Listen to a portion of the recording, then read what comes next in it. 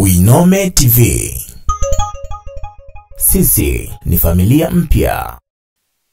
Kwa mkoa wa Singida na haswa maandalizi aliyofanya mkuu wa mkoa kwa kutuandaa kwa ajili ya siku ya kuku kama jinsi ambavyo inaitwa, tunataka kuonesha Tanzania nzima kwamba kuku wa kisasa ni mpito, lakini kuku halisi ni mwenye testi nzuri ni kuku wa kienyeji ambaye anatoka Singida, na Singida bado tunakula kuku wa kienyeji halisi ambao ni wazuri.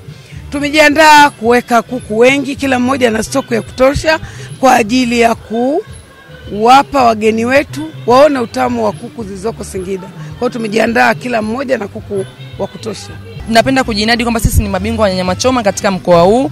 Tunachoma kuku wa kienyeji, tunachoma mbuzi, tunachoma ng'ombe, tunachoma nyama choma za aina zote, mishkaki, kuku, samaki, na tunawakaribisha watu wote kujumuika pamoja nasi.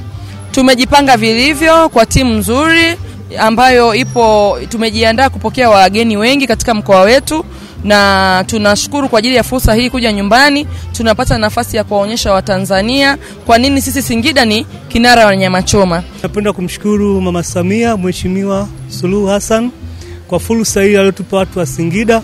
Nataka kuwatoa shaka watu wote ambao watakuja mahali hapa.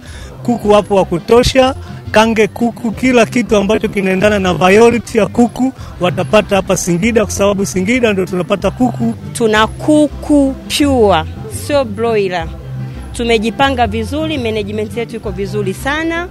Kwa hiyo ninawaomba wageni mnaokuja Singida, karibuni sana. Singida ni yetu sisi Wanyaturu, lakini Singida ni ya kila mtu.